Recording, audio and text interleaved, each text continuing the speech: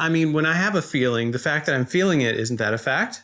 Like, I think the feeling is important, and feeling that and expressing this is how I feel makes that a fact of feeling, but it doesn't make it a like. This is getting complicated. It is. You're going to have to reword that for me. Okay.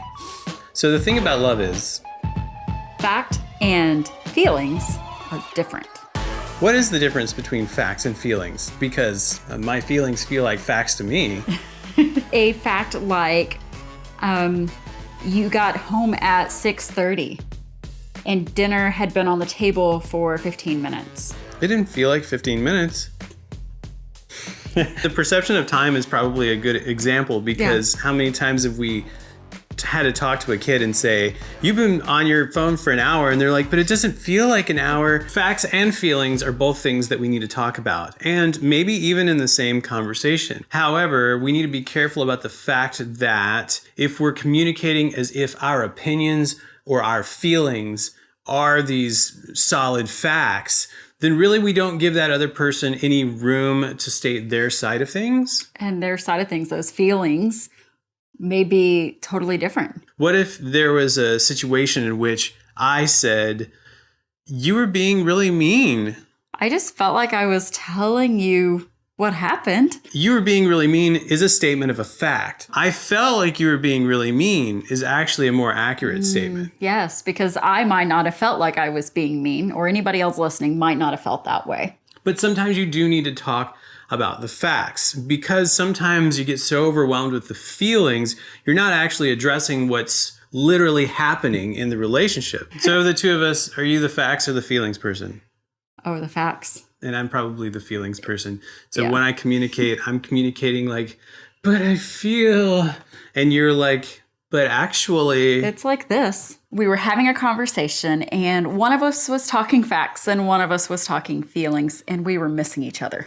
That was like last night. No, was that last night? It was this week. I was trying really hard to communicate facts to you. The facts weren't really that depressing, but I was feeling a little discouraged. And so you could give me positive facts and you would be right, because it wasn't that bad of a situation. No. But in the moment, I just didn't feel very enthusiastic about it. No, and you didn't feel like I was hearing you because of the way I was communicating, because I was like, nope, let's not make a decision. Let's do, we had to work through that. I.e., what she means by we had to work through it is that I literally said after a little while of silence, hey, babe, this would be one of those moments where emotionally you could be connecting with me. Yeah.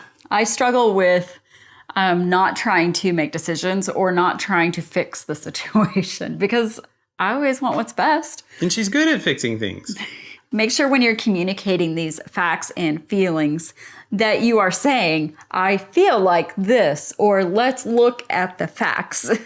I think those distinctions when you're communicating would make a big difference. How do you know whether it's a moment in which you should be talking about the facts or the feelings?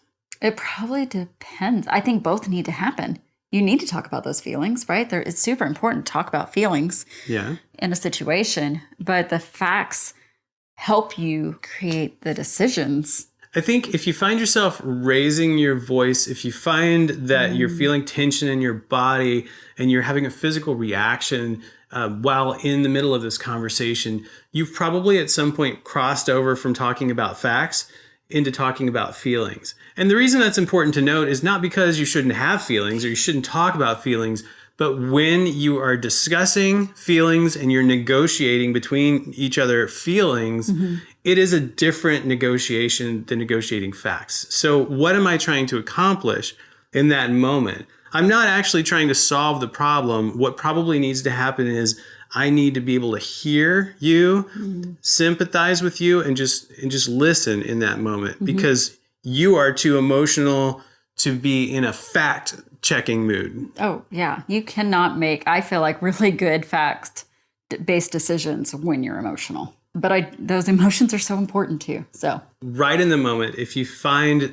you're talking to your partner, you're in a relationship, you're talking to a family member or a friend, and you can see physically that their reaction to it is emotional, then take some time to in that moment, switch in your head into feelings mode and realize that even if they are speaking like it's fact, what they're actually trying to do is convey feelings to you. And just be careful about taking that too personally or jumping into disagreements about facts. Because probably in that moment, what they need is just for you to hear, to empathize, and to understand what they're going through. When we're in our feelings, in that realm of feelings, that is when you are able to really connect with the person you're talking to. That is when you can understand them and empathize with them. But when you're in the fact realm, that is when you can make decisions and you can communicate facts that help lead y'all to a joint decision. And if you're trying to connect deeply with the person using only facts, you're probably missing something there in that connection. So relate on the feelings and take action on the facts. Okay. I got to project more because I was a lot quieter than you last time. Huh. Yeah, because I tend to talk like this, and I tend you to you projected more. I do project more. It's funny because I talk really soft all the rest of the time. It works. Don't overthink it. It works. Don't overthink.